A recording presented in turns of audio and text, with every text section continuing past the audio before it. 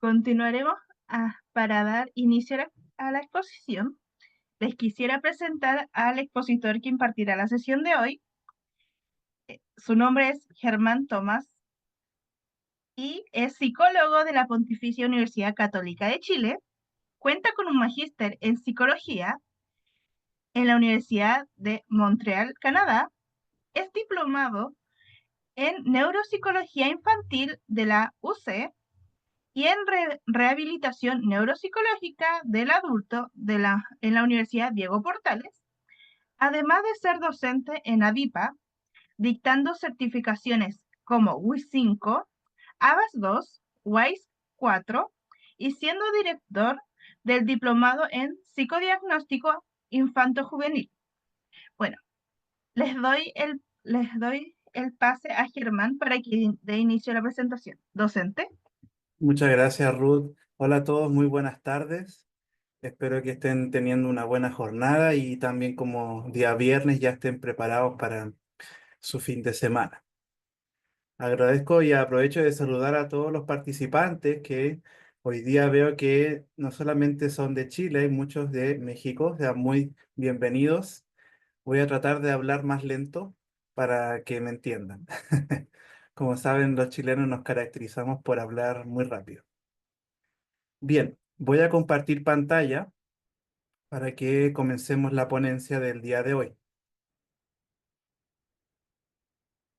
Bien, el seminario de hoy día se titula La evaluación conductual de las funciones ejecutivas en la primera infancia a través de los cuestionarios BRIEF. Entonces, hoy día voy a presentarles, ¿cierto? Estas dos herramientas que seguramente algunos pueden ya conocer y quizás ya utilizar. Pero para aquellos que no los conozcan, ¿cierto? Voy a tratar de presentarles que es una muy buena alternativa para evaluar la función ejecutiva en la infancia y en la adolescencia. Y particularmente en la primera infancia, donde hay muy pocos instrumentos, puede ser muy útil y efectivo. Pero para poder hacer esto, primero decidí hacer una revisión del constructo de funciones ejecutivas porque muchas veces podemos utilizar un instrumento, pero necesitamos conocer la justificación y los modelos que sustentan la interpretación que nosotros haríamos de ese instrumento. Por ende, vamos a hacer una pequeña revisión del concepto de funciones ejecutivas. Vamos a hablar también de cómo la entiende Brief, la evaluación de las funciones ejecutivas, y posteriormente presentaré los dos instrumentos. Después de la ponencia vamos a tener un espacio de preguntas y comentarios donde siéntanse libres de poder compartir y señalar sus opiniones, ¿cierto? Para tener un buen debate e intercambio. Bueno, en primer lugar, ¿qué son las funciones ejecutivas? Seguramente ya el nombre es muy atractivo para aquellos que no conocen o quizás lo estén escuchando por primera vez. ¿A qué se referirá esto de lo ejecutivo? Muchas veces nosotros relacionamos la palabra ejecutivo como alguien que dirige o alguien que gestiona. Por ejemplo, en los bancos se le llama, en Chile al menos, los ejecutivos de cuenta, que se supone que son aquellas personas que gerencian y fiscalizan el funcionamiento de nuestra cuenta bancaria. Aún así, también existe la idea del gerente ejecutivo, es decir, la persona que se encarga de tomar las decisiones, de implementar actividades. En ese sentido, vamos a tratar de explorar un poco el concepto y describirlo según lo menciona la literatura. Bueno, cuando hablamos de funciones ejecutivas, estamos hablando de un nombre abstracto para un dominio que también es abstracto.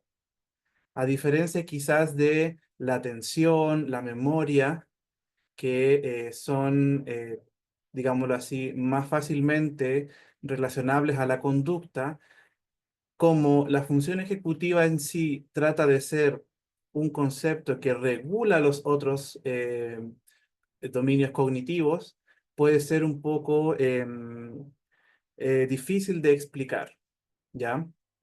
Se menciona que las funciones ejecutivas son una serie de tareas complejas, complicadas, que no podemos simplemente reducir a uno o dos objetivos, ¿cierto?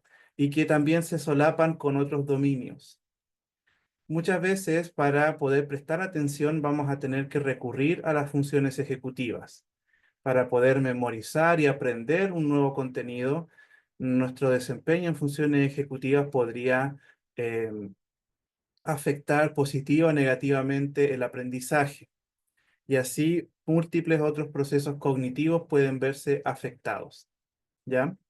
Vamos a revisar algunas definiciones y consideré algunas definiciones que particularmente en la población infanto-juvenil, ¿cierto?, son bastante útiles.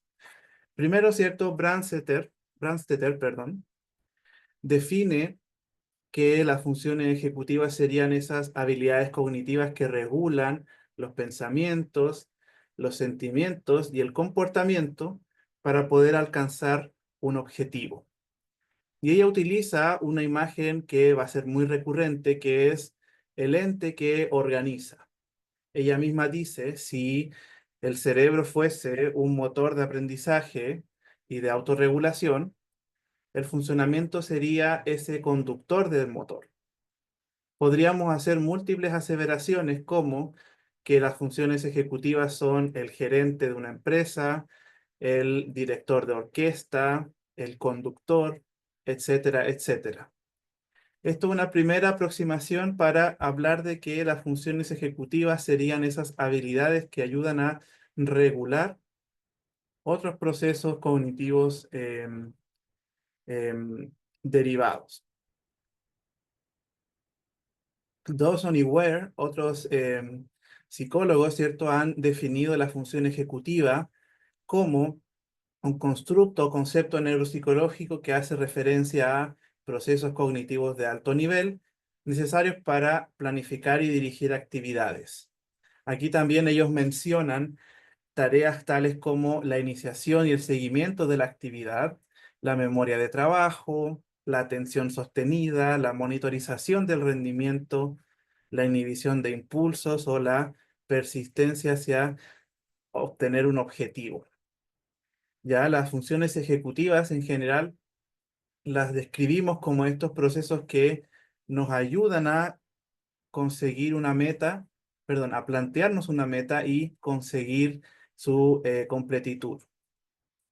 Por último, una definición importante la ha hecho Diamond, una psicóloga canadiense, Adele Diamond, que a todo esto ella tiene un modelo de desarrollo de las funciones ejecutivas que es bastante interesante porque es un modelo centrado en el desarrollo. Ella dice que las funciones ejecutivas se les podría llamar también de otra forma como el control ejecutivo o el control cognitivo y serían estos procesos mentales top-down. Y aquí cuando se refieren top-down, no hay una buena traducción al español, en mi opinión. Los procesos mentales top-down hacen referencia a que van desde, digámoslo así, la jerarquía de mayor complejidad hacia abajo.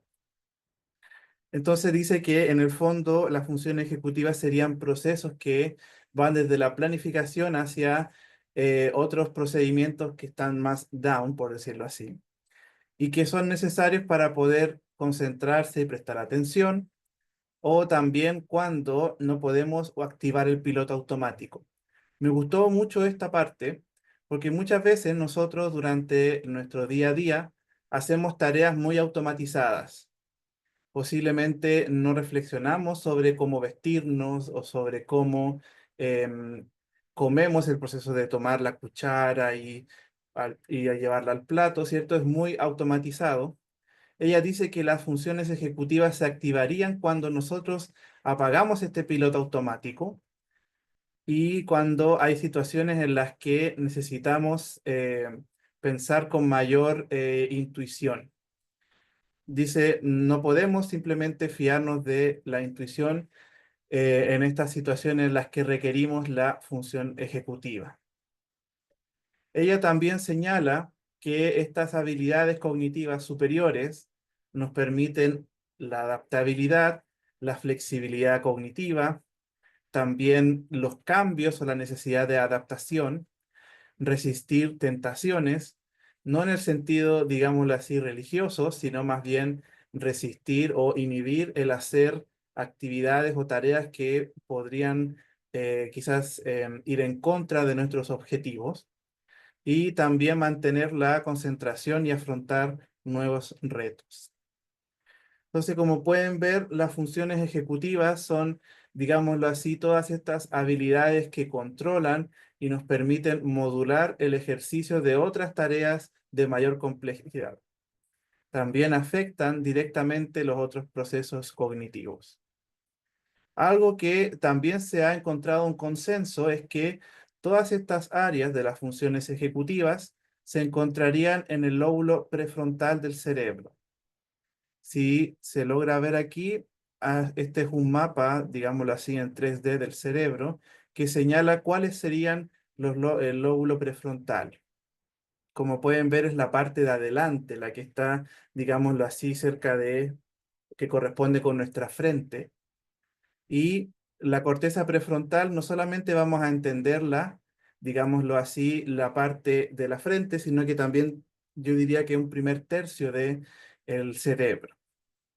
También fíjense que la corteza prefrontal, y aquí me detengo, va a tener también estructuras neuroanatómicas específicas que van a distinguir regiones, como por ejemplo la región dorsolateral, la región dorsomedial, al entremedio, ¿cierto?, de los dos hemisferios, o incluso también una región orbitofrontal, como es la que podríamos decir se encuentra aquí abajo, ¿ya?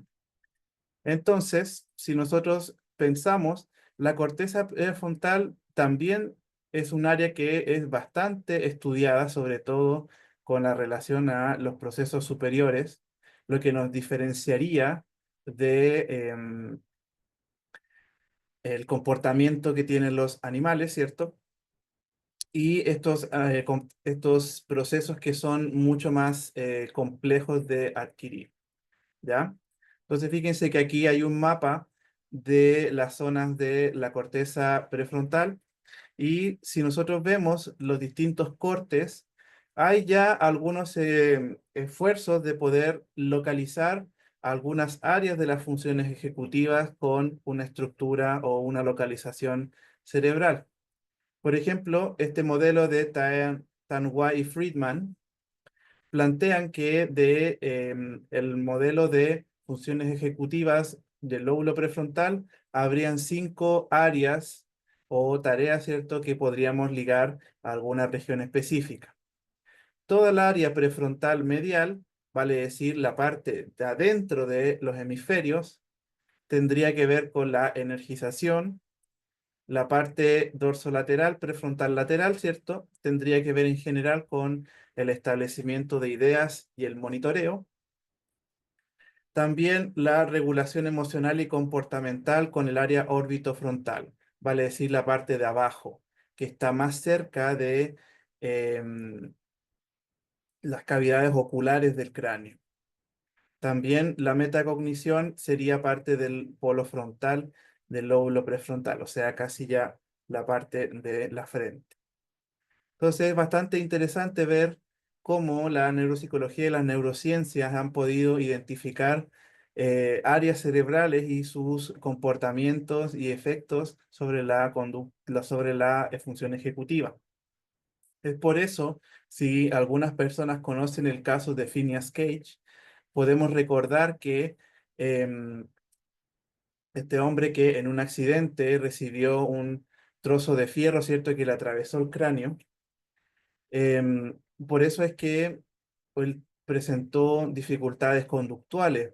Podríamos quizás relacionarlo con un daño en el área orbitofrontal o quizás también en el polo frontal. Bueno, ¿cómo podemos ver que es que la conducta relacionada con las funciones ejecutivas y la inhibición de las mismas, ¿cierto?, está muy relacionada con el lóbulo prefrontal?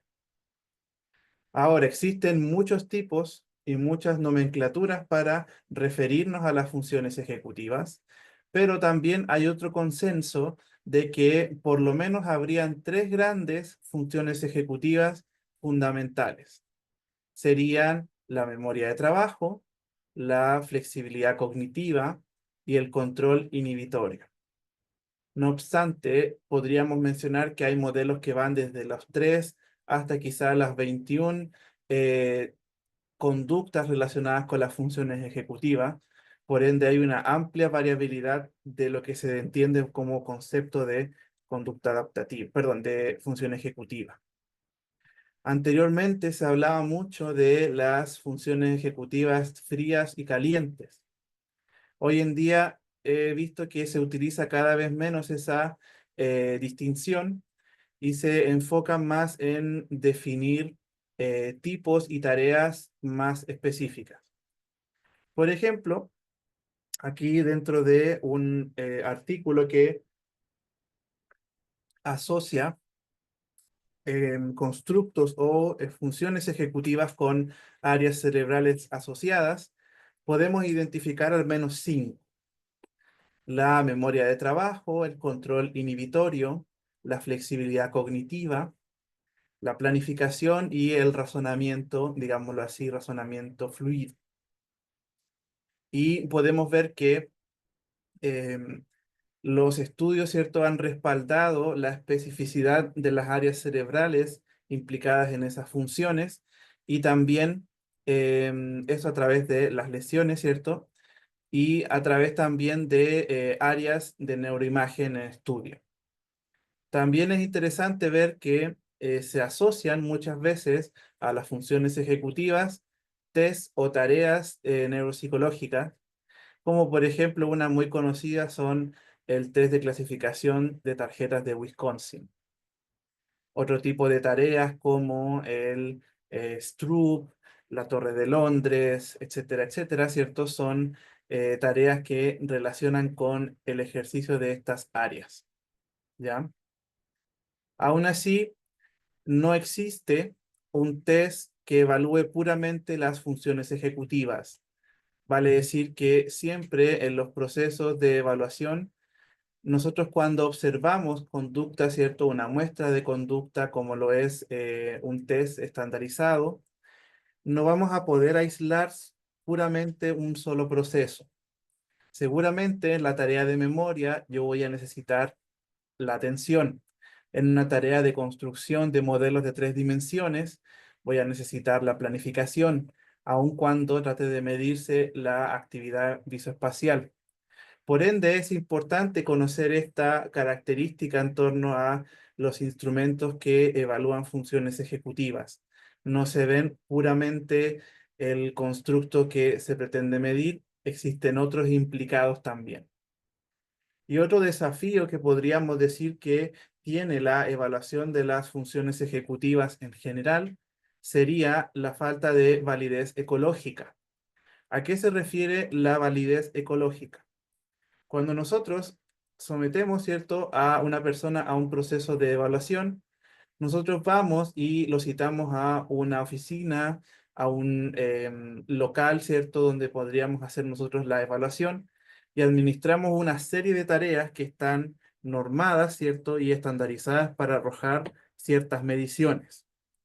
Esas mediciones pueden ser muy útiles, muy bien formuladas, tener respaldo de evidencia, validez, confiabilidad, pero se relacionan poco con las actividades del día a día, ¿cierto?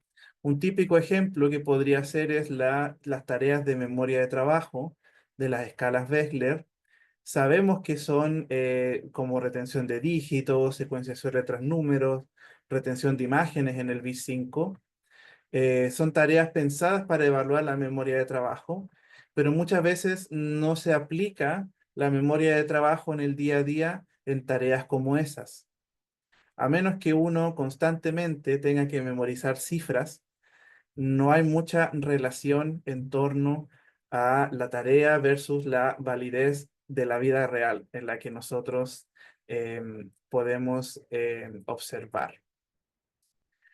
Este instrumento, yo diría que cualquier persona que tenga formación en neuropsicología o en ciencias cognitivas, ¿cierto? Y vea pacientes, se podría beneficiar del uso del instrumento. Vamos a ver y describir cómo funciona y a qué se refiere. Las escalas Brief no son un test estandarizado, una batería de ejercicios, es un cuestionario. Y aquí lo más importante va a ser elegir bien a los informantes y también nosotros hacer la interpretación apropiadamente. Volviendo al tema de las funciones ejecutivas, aquí tenemos un caso, ¿cierto?, de un niño que lo compartía en esta imagen en un blog que hablaba sobre la organización. Como pueden ver, aquí tenemos una tarea que podríamos considerar más naturalista, más enfocado en un contexto infantil. La típica tarea de ordenar los juguetes, de clasificar las fichas o quizás clasificar los juguetes hacia el lugar en donde corresponden, eso demuestra un uso de la función ejecutiva de manera más ecológica. Aún así, recordemos que no podemos simplemente reducir las tareas de la vida cotidiana a unas solas funciones. Necesitamos saber y teorizar más al respecto sobre cómo se estaría observando el constructo que pretendemos medir. En esta misma revisión de los tests, existen algunas tareas que son más de ambientes naturalistas, como por ejemplo la tarea de Iowa Gambling Test, que es una tarea que simula unas personas jugando, ¿cierto? Un juego de apuestas, ¿sí? Y bueno, hay otras tareas que no conozco del todo, pero sí podemos ver de que em, son tareas muy de laboratorio, las que generalmente nosotros utilizamos para evaluar las funciones ejecutivas, y eso puede ser un problema. Bueno, eso con respecto a esta pequeña revisión de las funciones ejecutivas. Ahora, ¿qué son las escalas brief? Las escalas brief se llama, ¿cierto?, a la evaluación conductual de la función ejecutiva, según su nombre en inglés. Y fíjense que existen muchísimas versiones. Hay una versión para preescolares, otra para adultos y otra para niños de 6 a 18 años. Las escalas Brief definen las funciones ejecutivas como un constructo amplio que engloba subdominios interrelacionados que podrían manifestarse conductualmente. ¿Qué significa esto? Las escalas Brief consideran que las funciones ejecutivas pueden quizás ser muy abstractas o quizás múltiples, pero sin duda estas tienen un efecto o una manifestación en la conducta que nosotros observamos, ¿ya?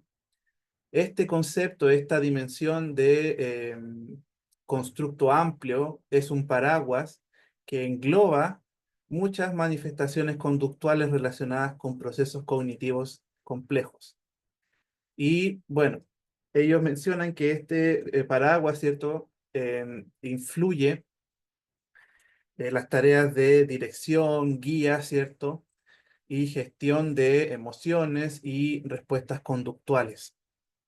Entonces, en ese sentido, vemos aquí que la intención que pretenden los instrumentos Brief es evaluar la afectación en la conducta de las funciones ejecutivas. Algo que, digámoslo así, tendría menor problemas a la hora de considerar la validez ecológica, ya que no nos estamos enfocando en definir el concepto, sino más bien en cómo éste afectaría la conducta, el diario vivir, el cotidiano. Eso particularmente es muy valioso y nos permite utilizar los instrumentos de mejor forma. Bueno, yo les comentaba que las escalas Brief son cuestionarios, ¿ya? Y nosotros los podríamos clasificar como aquellos instrumentos que se basan en el reporte de terceros. vale decir, donde nosotros le preguntamos a una otra persona sobre la variable que queremos medir, ¿ya? Esto es muy, muy importante. Em, acá estoy viendo una pregunta interesante: ¿cuál es la diferencia entre función cognitiva y función ejecutiva? Podríamos decir que las funciones cognitivas en general son los procesos mentales, ¿cierto? Los procesos que podríamos describir en el cerebro, que ocurren en múltiples maneras. La atención, la memoria, em, las actividades visoespaciales, etcétera, etcétera, el lenguaje, todos los procesos cognitivos superiores. Ahora, la función ejecutiva formaría parte de estas funciones cognitivas, salvo que éstas tendrían un rol de dirigir a las otras. ¿Ya? Eso sería más o menos la explicación. Entonces, la función ejecutiva sería un proceso, un fenómeno, ¿cierto?, mental, cognitivo que podríamos observar. ¿Ya? Ahora, volviendo a la idea de los cuestionarios de autorreporte, claramente, em, cuando hablamos de un autorreporte, hablamos siempre de posibilidad de sesgo, ¿ya? Dado que es un tercero el que va a responder, vamos a depender de la estimación de la frecuencia, de la severidad o de la afectación de la conducta que el informante percibe para obtener datos de nuestro evaluado. Esto tiene muchas implicancias prácticas. ¿Qué pasa si nuestro informante quizás subestima o sobreestima las características o las habilidades de nuestro evaluado? Claramente esas mediciones van a ser más sesgadas y quizás pueden no ser tan consistentes con lo que nosotros observemos en la consulta. Entonces, en ese sentido, tienen que saber que Brief es un cuestionario que podría estar sujeto al sesgo de sus informantes, ¿ya? Ahí la pregunta de Frida, ¿cierto? ¿Qué relación tienen las funciones ejecutivas y Brief? Em, Volviendo un poco a la idea, es que Brief entiende las funciones ejecutivas y las evalúa no tanto de su naturaleza, digámoslo así, ontológica, ¿cierto? O epistemológica, sino más bien lo ve directamente de su afectación a la conducta. Y vamos a hablar ahora sobre las dos escalas de Brief disponibles y vamos a definir cuáles son los índices y las estructuras bueno, los constructos que evalúa, y ahí vamos a ver por qué se relacionan directamente con la función ejecutiva. Yo considero que este instrumento puede ser muy aplicable en el contexto clínico y educativo, sin lugar a dudas. Bueno, hablemos sobre el Brief-P. De hecho, el Brief-P es una versión infantil adaptada a la población de 2 a 5 años, ¿cierto? Del primer brief que salió, ¿ya? Que vamos a explicar a qué se refiere este primer brief con la revisión del brief segunda versión. Pero bueno, vamos a ver que el nombre original, ¿cierto?, corresponde a la sigla en inglés de Behavior Rating Inventory of Executive Functions, la versión preescolar, ¿es cierto? Por eso la letra P, Preschool Version. Y fíjense que este es un instrumento que fue adaptado al español por TEA Ediciones y se aplica de manera individual a través de un cuestionario. Este cuestionario lo pueden responder los padres o también hay una forma que es para profesores, ¿ya? También existe, o más bien la graduación del instrumento va desde los 2 años, 0 meses, hasta los 5 años, 11 meses. Y la finalidad de BriefP, ¿cierto?, sería evaluar la función ejecutiva a través de los índices y las escalas clínicas que les voy a mencionar a continuación, ¿ya? Con respecto a la baremación, claramente el baremo, ¿cierto?, de TEA Ediciones corresponde a la población española y este se hizo a través de puntuaciones T. Es decir, se tomó una muestra de tipificación, ¿cierto? Y se generaron normas con el uso de puntajes T, que generalmente van en deciles, ¿ya? Em, para poder aplicar el brief P, ¿cierto? Se necesita claramente tener un ejemplar y en el caso de el español, utilizar claves de acceso o pines de corrección para poder obtener los resultados. Sí, yo sé que esto ya es un poco difícil para aquellos que quizás estamos acostumbrados a no tener que pagar por las correcciones de los tests, pero en este caso, las normas que están hechas para la adaptación española lo implican. Vamos a ver, ¿cierto?, algunas otras características de Brief P. Esta prueba tiene 63 ítems y los autores señalan que su tiempo de completación es de 10 a 15 minutos. Tiene 5 escalas clínicas, que estas a su vez se pueden agrupar en 3 índices generales, y además también estas 3 se asocian para generar un índice general de las funciones ejecutivas. Brief P también tiene 2 escalas de validez que se calculan a partir de la consistencia, ¿cierto? Y la comprobación de ítems que son duplicados del instrumento. Veamos la estructura. Brief P, ¿cierto?, cuenta con un índice global de función ejecutiva que estaría compuesto de la suma de 3 índices: el índice de autocontrol inhibitorio, el índice de flexibilidad, el índice de metacognición emergente, considerando que Brief P es la versión de preescolares, de 2 a 5 años. Por ende, se le llama metacognición emergente, ya que está aún en proceso de desarrollo.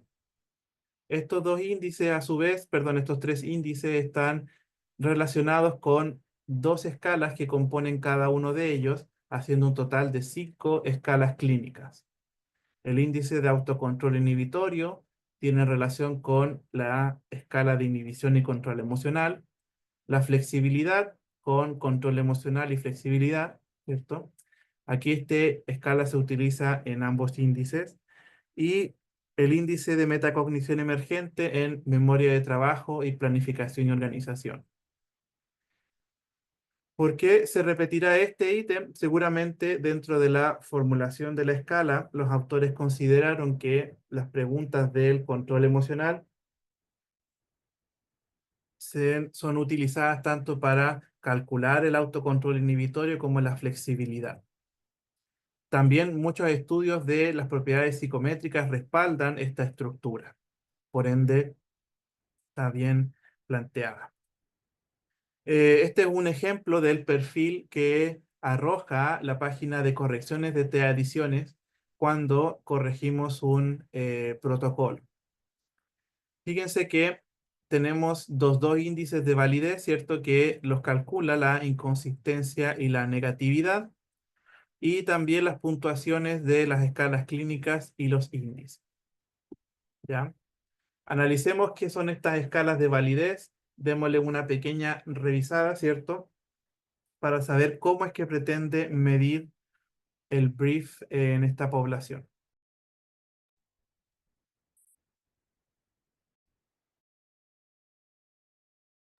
Disculpe. Bueno, estas escalas de validez generalmente son escalas para evaluar si las respuestas ingresadas, ¿cierto?, en la administración tienen cierta consistencia o más bien cumplen el objetivo de medir lo que pretenden medir. Generalmente la inconsistencia se utiliza a través de la repetición o más bien la formulación de ítems semejantes.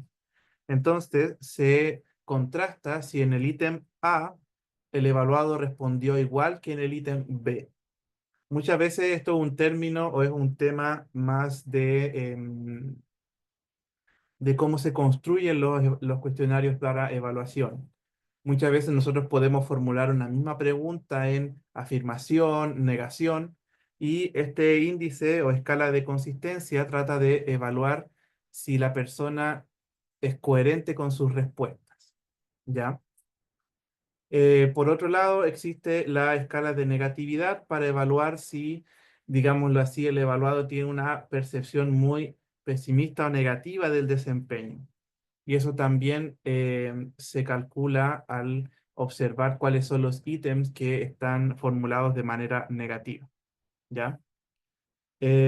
Para aplicar este instrumento no se necesita certificación especial, más que nada se necesitan tener conocimientos sobre las funciones ejecutivas, algunos conocimientos sobre cómo interpretar test psicométricos, pero yo considero que este es un instrumento que podrían perfectamente aplicar aquellas personas que trabajan con población que tendrían riesgos de desarrollo de las funciones ejecutivas, precisamente por lo siguiente. ¿Cuáles son las escalas que evalúan? A través de muchos ítems, ¿cierto? Recuerden que son 63 en total, pero a su vez distribuidos en diferentes formas. Tratan de evaluar estas 5 dimensiones de las funciones ejecutivas asociadas a las conductas. La inhibición tiene que ver con problemas para controlar impulsos y la conducta, ¿cierto? Para detener o regular el, el comportamiento en un momento particular. ¿Sí? Está compuesta de 16 preguntas en la forma infantil. La flexibilidad, la capacidad de poder cambiar la voluntad frente a una situación, el control emocional, la modulación de la respuesta emocional, la memoria de trabajo, la dificultad que podría tener una persona de poder mantener en mente un objetivo para cumplir una tarea, y la planificación, la dificultad para poder anticipar y planear acontecimientos o em, tareas futuras. Estas 5 dimensiones, como yo les decía, se agrupan en índices que tratan de medir de manera general el desempeño en funciones ejecutivas, ¿ya? Generalmente cuando nosotros aplicamos las escalas BRIEF, muchas veces puede ser que encontremos alguna de estas escalas con riesgo o puede ser alguno de los índices en general. La diferencia radicaría en que estas son características más específicas, mientras que cuando nos asociamos o nos acercamos a índices compuestos, hablamos sobre constructos más generales, ¿ya?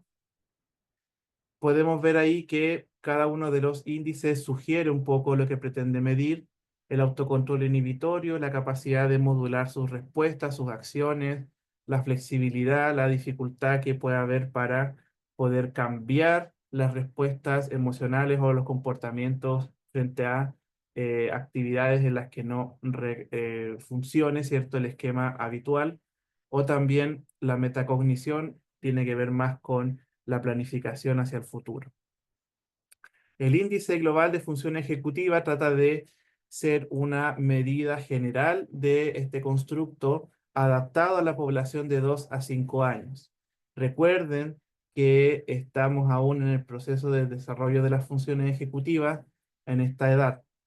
Se dice que la maduración del cerebro va desde los 21 años a las mujeres, o sea, tarda hasta los 21 años en las mujeres y 25 años en los hombres. Y si consideramos que las funciones ejecutivas están en la corteza prefrontal y el cerebro madura de atrás hacia adelante, estas son las habilidades que más demoran en consolidarse.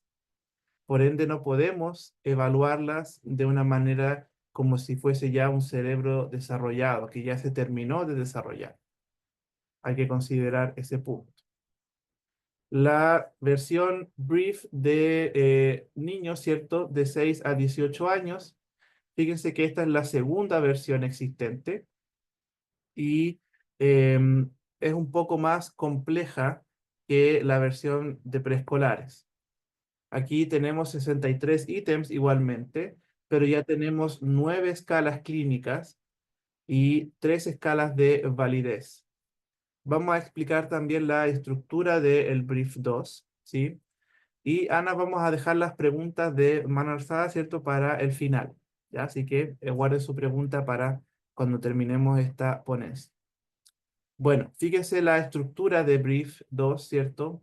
Ya tiene mayor especificidad las escalas clínicas y también ya podemos separar los índices de la función ejecutiva desde lo conductual, lo emocional o lo cognitivo. También tenemos otro tipo de escalas de validez, como pueden ver, una tercera se agregó, la infrecuencia. Vamos a tratar de explicar qué son estas escalas de validez. La infrecuencia, ¿cierto? Sería en qué grado las respuestas que se dan resultarían ser poco esperables, ¿cierto? O muy infrecuentes dentro de la estandarización del instrumento, ¿ya?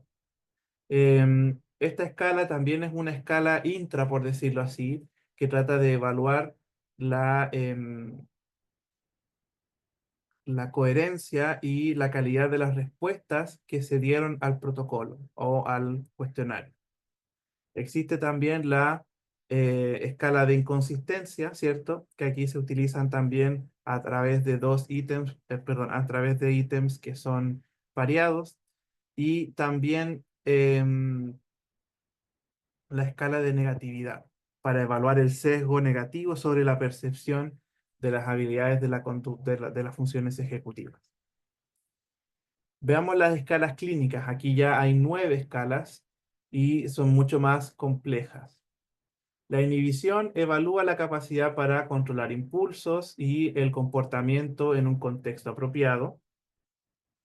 La supervisión de sí mismo evaluaría problemas para poder darse cuenta y ser consciente de las repercusiones de la conducta propia en los demás. O sea, la capacidad de poder reflexionar y observar qué efecto tendrían mis acciones en los otros. La flexibilidad, la capacidad de poder cambiar de situación, aspecto o actividad si las circunstancias lo requieren. El control emocional, la capacidad de regular las respuestas emocionales.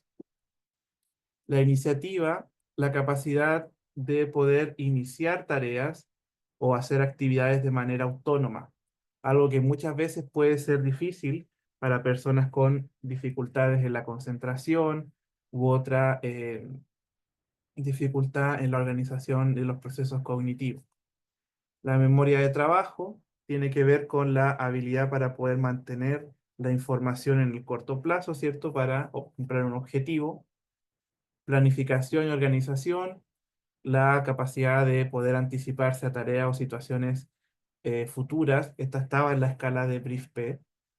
Supervisión de tareas, esta es nueva, ¿cierto? Y tendría que ver con la habilidad de poder supervisar y revisar el propio trabajo durante la ejecución del mismo.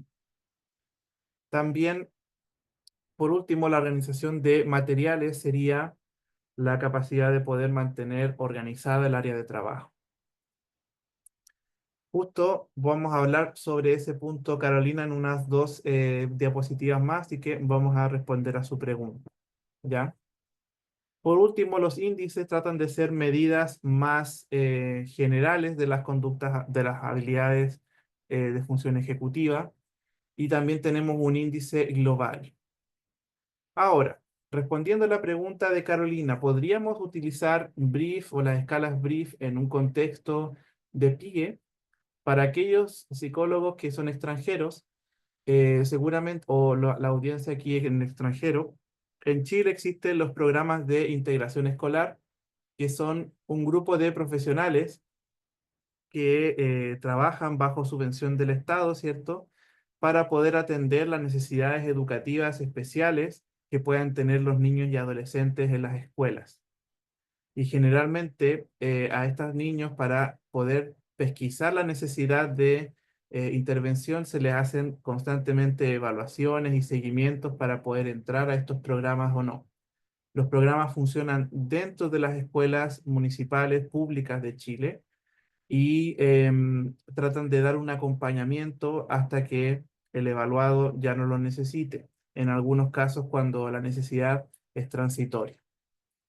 Y bueno, estaba revisando el artículo 170, que es una ley que establece Chile sobre la regulación y el uso de los recursos y cómo entrar al programa. Y fíjense que en el apartado de el juicio clínico, en la evaluación de la discapacidad intelectual, el decreto menciona que es posible utilizar instrumentos o test no estandarizados en Chile si es que la necesidad lo amerita, ¿sí? Em, También, si nosotros consideramos que cuando tenemos que hacer un diagnóstico de necesidades educativas especiales, siempre hay problemas en las habilidades de la función ejecutiva, medirlo y cuantificarlo podría ser un gran aporte, ¿ya? Bueno, con respecto a las áreas de Brief 2, volviendo a la pregunta de Carla, ¿cierto? Tenemos estas 9 escalas clínicas que tienen relación, por decirlo así, con el control de la conducta, el control de las emociones o la organización, digámoslo así, de la planificación y todo el componente cognitivo de la función ejecutiva, muy bien representadas, ¿ya?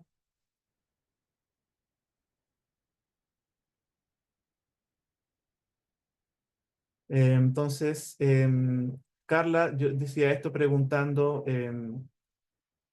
qué define las distintas áreas, ¿cierto? Y qué define como supervisión de la tarea.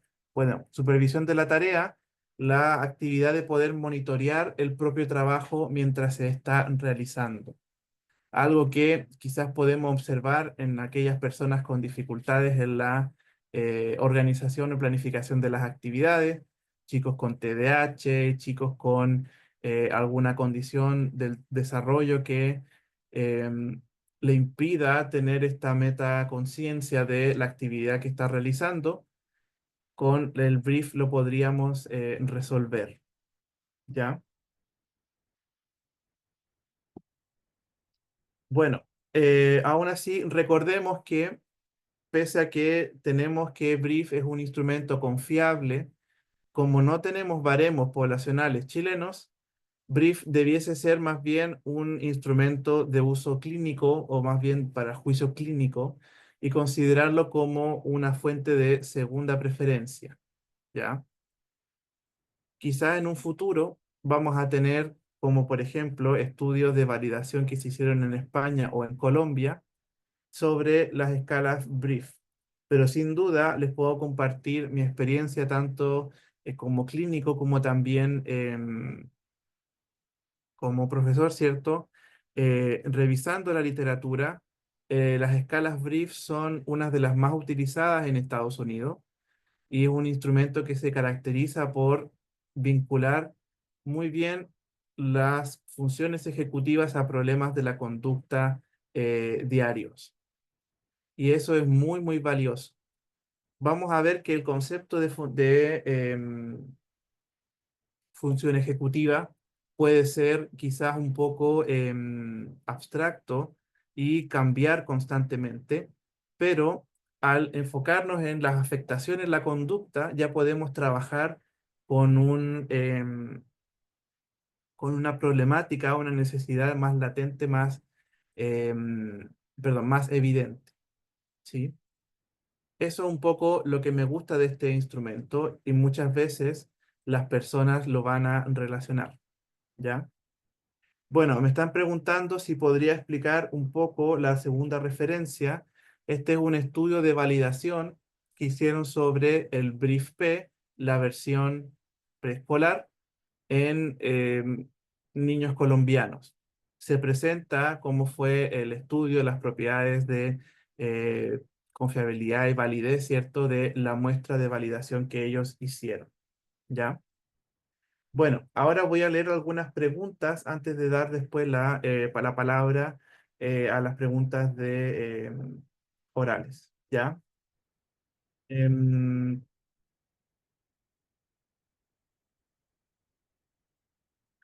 a ver, em, Dice Frida, ¿se podría utilizar estas pruebas en el área pedagógica, por ejemplo, en el área escolar o incluso en empresas? Bueno, las versiones que tenemos, ¿cierto? Son de infantil y de niños y adolescentes, ¿cierto? No creo que se puedan utilizar en empresas a menos que uno tuviese la forma de adultos, pero esa no está disponible en español todavía. En el área pedagógica, lo que podría sugerir el brief es quizás una dificultad en la función ejecutiva que requeriría la evaluación de algún profesional ligado con la neuropsicología. ¿Qué pasa? Estas escalas también van a sugerir que hay una dificultad en las áreas que pretende medir, pero también requiere de una interpretación, requiere de una persona que conozca cómo las diversas condiciones del neurodesarrollo podrían impactar y sesgar los resultados en las funciones ejecutivas. Por ejemplo, ¿qué es el rol que tiene la función ejecutiva en pacientes con epilepsia? ¿Cómo se traduce eso en otras condiciones? Sería algo que requeriría de más apoyo de un especialista. Pero tener medidas que puedan documentar un riesgo o una dificultad en las funciones ejecutivas, sin duda, le puede servir a todas las profesiones que trabajan con niños y adolescentes. ¿Ya? ¿Es adecuado combinar la evaluación de brief con una estructurada como BAMPE o BANFE? Sí, sin duda. Ahora, recordemos sí que, por ejemplo, las escalas que evalúan funciones ejecutivas a través de tareas pueden no estar directamente relacionadas con lo que nosotros observamos en las funciones ejecutivas a nivel conductual. Posiblemente el chico puede tener muy buen desempeño en tareas de manipulación o quizás en la clasificación de animales o formas, pero tendríamos que ver si eso se traspasa o se generaliza a su conducta del día a día. Pueden ser sin duda, Alfonso, dos miradas complementarias, ¿sí? La corrección online de TEA Ediciones incluye la elaboración de algún reporte o documento con sugerencias, como el portal del par en inglés. Tendría que rectificarlo, Carla. Yo creo que cuando hagamos el sorteo voy a verificar. Mm, Tendría que verificarlo, no quisiera responder por adelantado, ¿ya? Nicole dice, ¿solo se puede corregir con el programa? Sí.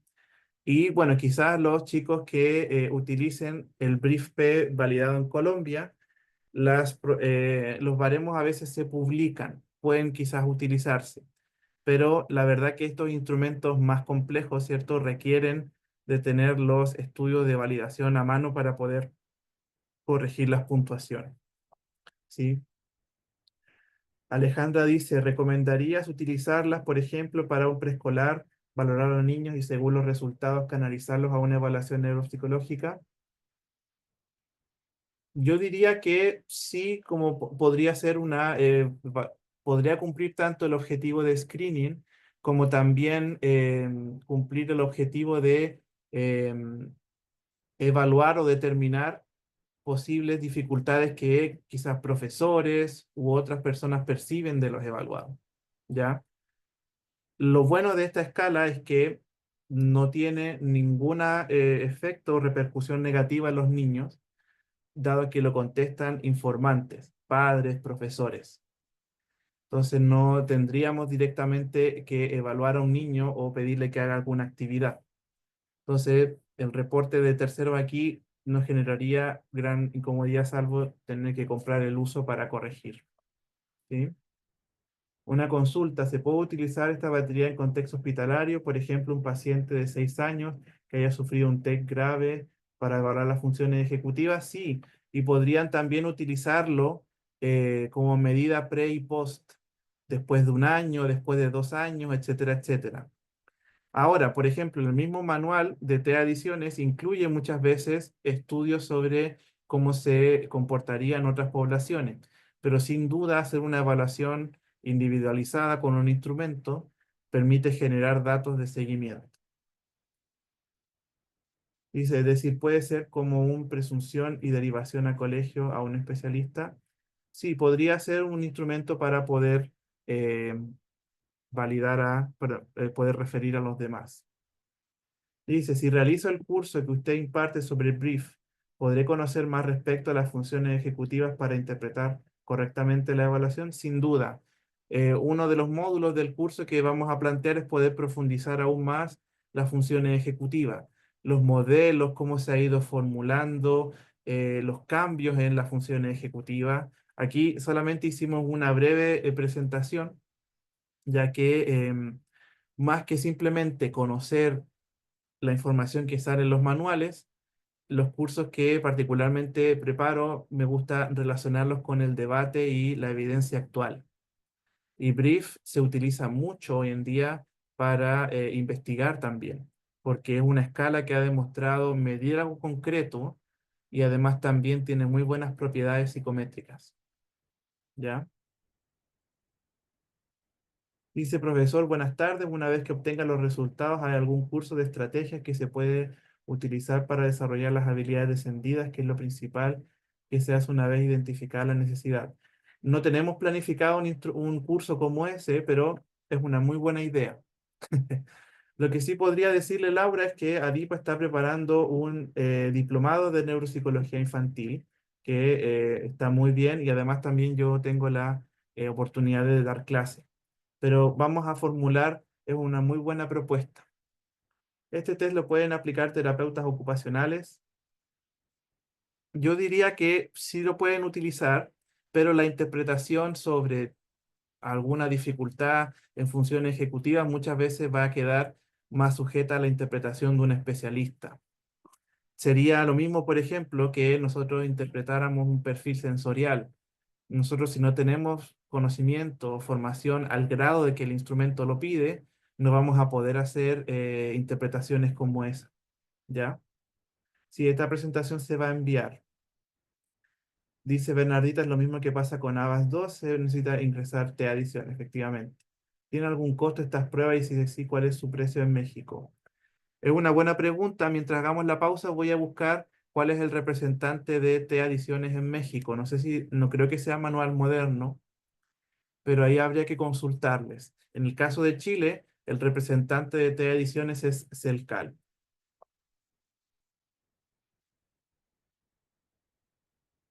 Este diplomado se encuentra a terapeutas ocupacionales.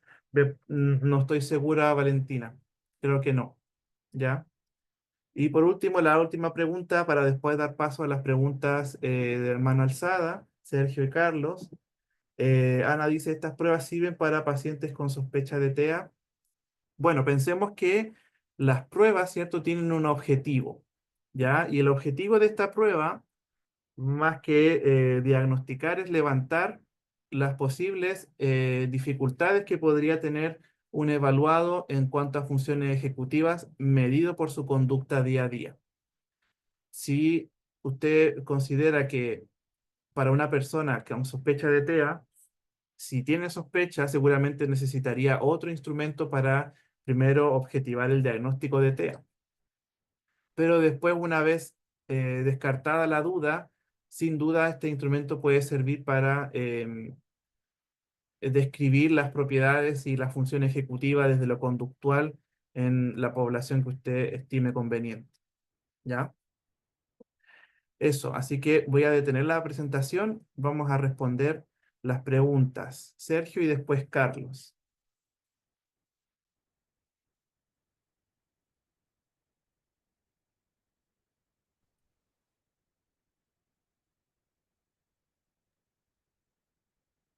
Buenas tardes a todas, a todos.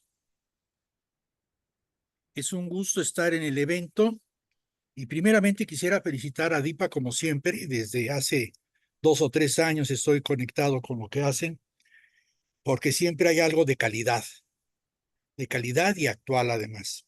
Por otro lado, indudablemente felicitar a Ferdinand Tomás por la excelente presentación. Yo he tomado algunas cosas de funciones ejecutivas, pero me abre un panorama ahora los instrumentos. Tengo una pregunta sobre los instrumentos, Ferdinand.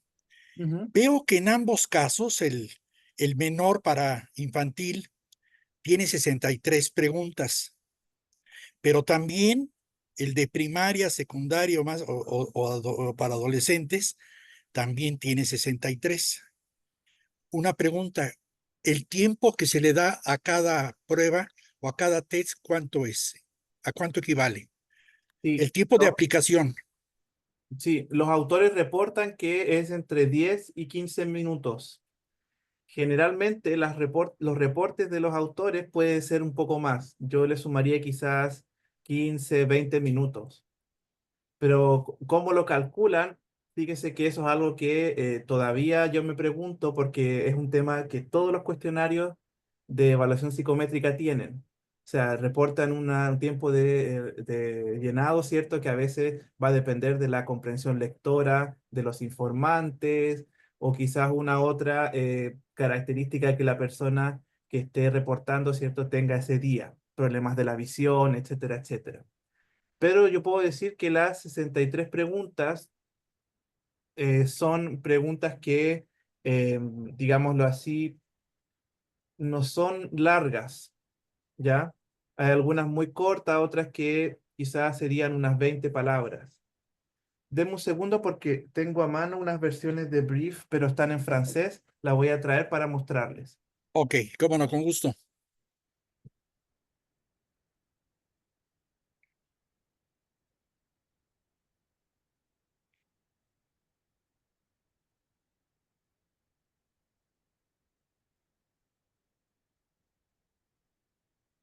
Ya. Entonces, miren, les presento, aquí está la adaptación de Brief 2 que se hizo en Canadá, es francófona. Y hay preguntas tales como, hace errores de inatención, es muy, no toma la iniciativa, tiene la dificultad de frenar sus acciones. Otras preguntas como, olvida su nombre, habla en momentos inapropiados. Entonces, yo no considero que sea una carga muy alta para contestar, ¿ya? La forma, esta es la versión en inglés de la forma infantil, pero tiene las mismas características, los 63 ítems. Y bueno, hay preguntas como, ¿tiene cambios de ánimo frecuentes? ¿Se enoja con facilidad? ¿Actúa muy salvajemente o fuera de control? Entonces yo considero que en realidad decir 15 minutos es un tiempo bastante conservador y apropiado. Ok, ok. Sí me llamaba mucho la atención porque si se lo estás aplicando al pequeño, se le aplicaste y luego lo llenas, se me hacía muy corto el tiempo para, sobre todo en infantil, ¿no? Ya en primaria, secundaria, bachillerato, como que ya es otra situación, ¿no? Te agradezco muchísimo tu aporte y la verdad me queda muy claro que hay que trabajar muy fuerte en las funciones y sobre todo, digamos, en preescolar, que es donde se arrancan ahí, donde se empiezan a cimentar y muchas de las veces pasan a primaria y a veces el maestro, la maestra, con todo respeto, ya Ujú. quiere ir al tema y no se da cuenta, bueno, y estos chicos cómo están en sus funciones ejecutivas, porque si no, el niño no planea, no se organiza, no presta atención o no pregunta, pues la memoria de trabajo se queda cortita, se distrae, no hay conocimiento, y a lo mejor el niño sí tiene talento, el niño tiene inteligencia y todo, pero lo que pasa es que su función no tiene autorregulación, el control inhibitorio, o él no le ha enseñado el maestro a decir, bueno, ¿y qué podríamos decir de la mesa? Que es cuadrada, nada más, que tiene patas, ok, ¿qué más? ¿Que es café o que es verde? Ah, bueno, flexibilidad cognitiva, etcétera, etcétera, ¿no? Bueno, me abres el apetito, te lo agradezco muchísimo, la verdad. Esperemos pronto verte de nuevo. Gracias. Buenas Muchas tardes. gracias, Sergio. Y sí, sumando el comentario, eh, yo podría decir, hay muchas condiciones del neurodesarrollo que tienen dificultades en funciones ejecutivas. Una de ellas muy conocida, el TDAH. El trastorno por déficit atencional con hiperactividad. Muchas teorías dicen que finalmente no es un tema de atención simplemente, sino de función ejecutiva, del control del foco atencional. Entonces está relacionado que pueden presentarse dificultades conductuales que el brief puede objetivar muy bien. Carlos y después Luis.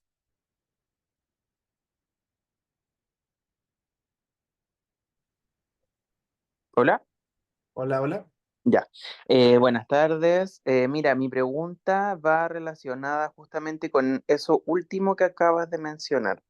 Yo soy psicólogo, actualmente trabajé varios años en integración, pero en ciclo de quinto a octavo y ahora estoy trabajando de prekinder a tercero.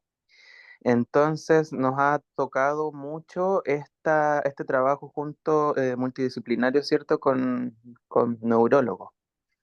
Y justamente como que lo que me faltaba era encontrar algún instrumento que permitiera objetivizar ciertos patrones, sistematizar información, las perspectivas de los profesores, las perspectivas de las familias, que no necesariamente van al diagnóstico mismo, porque también me ha pasado de que, bueno, el TDA no lo diagnostican, ven preescolar, ¿cierto? A esa edad esperan primero, segundo, tercero básico como para poder dar un diagnóstico. Pero sí se utiliza medicación. Entonces, a veces con cosas que son más delicadas, ya como el psicofármaco y los efectos que puede tener sobre niños tan pequeños, viene muy bien tener algo más objetivo como para poder reportarle al doctor. Y bueno, ahí en algunas preguntas del chat ya se iba aclarando un poco esto, pero tenía que ver con eso. Súper, sí, es cierto. Yo creo que uno de los objetivos de la evaluación neuropsicológica o de la evaluación en sí es poder objetivar o poder dejar una constancia de la intensidad de síntomas o cómo está presentándose actualmente cierta característica en alguna persona. Yo particularmente utilizo mucho y utilicé mucho el brief también en contexto oncológico, cuando trabajé en este centro de rehabilitación. Y si nosotros empezamos a tener una mirada más transdiagnóstico, por decirlo así, no tanto enfocarnos en el diagnóstico, sino en las dificultades que podría generar tal condición en las personas, ¿cierto? Eso tendría mucha más utilidad y yo vi que había muchos índices relacionados con dificultades en función ejecutiva en chicos que estaban recién pasando eh, por quimio, quizás por toda la complicación, ¿cierto?, que viene después de tomar un tratamiento oncológico. Pero ahí va a ser muy importante que la persona que interprete el resultado, ¿cierto?, lo pueda relacionar con la historia del caso. No voy a diagnosticar una disfunción ejecutiva en un chico que tuvo un tumor cerebral y que está recién operado. No, ¿cierto? Ahí tengo que yo también ser capaz de conocer mucho sobre sobre psicopatología y cuándo se dan los criterios y cuándo no se dan los criterios. ¿Ya? Dice, Me surge profesor, otra pregunta porque los colegas están hablando de diplomado, pero yo no sé si hay algún curso específicamente de la escala. sí, O... Ah, ya. el curso de la escala va a ser el 27 y 28, son 2 días, y aprovecho de explicarles un poquito de qué se va a tratar. Vamos a profundizar un poco más el concepto de función ejecutiva, vamos a analizar los ítems del brief, ¿cierto? Ver algunas pautas de corrección y vamos a analizar casos. Yo tengo evaluaciones en las que utilicé brief, ¿cierto? Y son evaluaciones neuropsicológicas completas, donde vamos a poder observar tanto en una anamnesis como los resultados de los test, cómo se aplicaría y qué podríamos obtener de la interpretación de estas escalas. ¿Sí?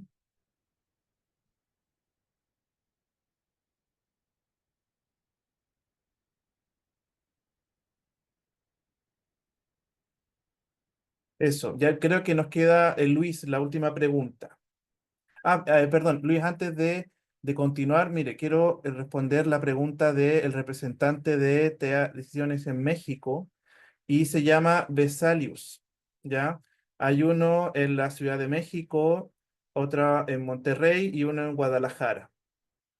Entonces, Vesalius, ¿cierto? Ellos son los representantes de TEA Ediciones y ellos venderían el instrumento, ¿ya? En Chile, nosotros tenemos a Celcal.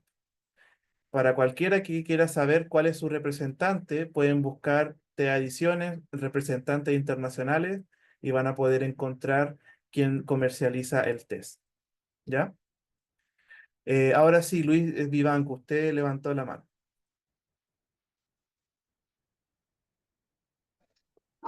Hola, ¿cómo estás? Bueno, primero agradecer la oportunidad de Adipa y obviamente a usted, profe, también por la exposición. Comentarles un poco, yo soy alumno de terapia ocupacional de quinto año. Estoy justamente haciendo mi último internado en salud mental infanto-juvenil y observaba a la tutora guía que aplicó en algún momento un SPM. Entonces, asociando un poco o entendiendo que esta pauta se aplica a los padres, esta pauta podría contraponerse o superponer a otras pautas, porque puede que exista una mala interpretación de alguna pregunta que sea muy similar a otras pautas de evaluación cognitiva o sensorial. Sí, bueno, yo no conozco mucho el SMP, ¿cierto? El perfil sensorial, pero yo quizás podría hipotetizar que aquellas actividades, si un chico que tiene, digámoslo así, problemas en la regulación, el índice de control emocional podría salir bajo y quizás consistente con eso. También otros índices relacionados con la organización de la conducta, es que igual va a depender del caso. Entonces, ¿qué ocurre? La función ejecutiva puede quizás estar relacionada parcialmente con las dificultades en la integración sensorial, como puede que no. Va a depender mucho del caso a caso. Y con respecto a si podría contraponerse o no, yo creo que por el contrario, el clínico que vea que hay información consistente, por ejemplo, un chico, y perdone que quizá yo no soy especialista ni sé mucho de integración sensorial, pero digamos es un chico con un perfil buscador, un perfil que es muy desregulado. Seguramente eso también afecta la conducta, afecta la capacidad de planificación, la capacidad de inhibición.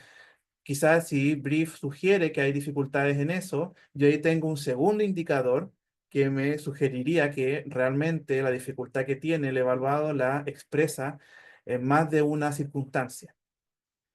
Pero también está el riesgo, y como esta es una medida de reporte de terceros, vamos a tener que siempre tener cuidado de que las respuestas estén bien especificadas y que el informante, ¿cierto?, haya sido consistente.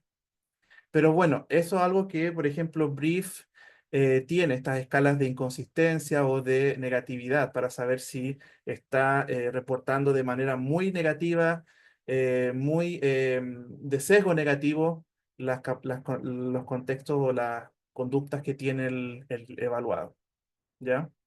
Pero yo creo que es muy útil, y si ustedes preguntan, la gran mayoría de los centros especializados utilizan Brief aun cuando no tenga baremos locales, porque los ítems, ¿cierto?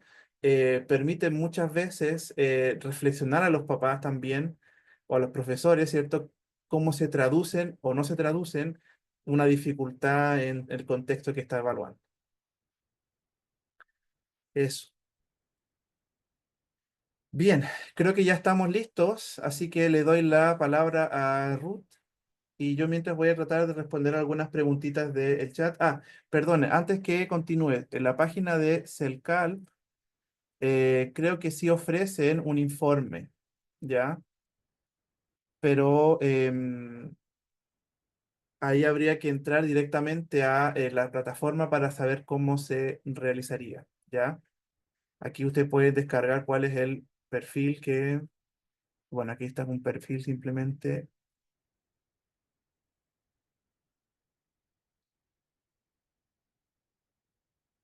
Ah, aquí está en mayor especificidad.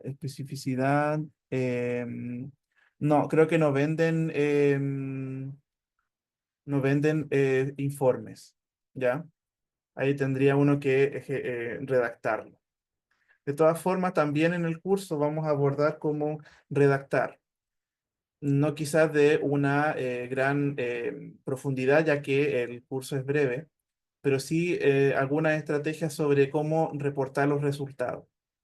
¿Sí? Eso. Ahora sí, Ruth, le doy la palabra. Muchas gracias, docente, también por el seminario y por toda la información que nos dio.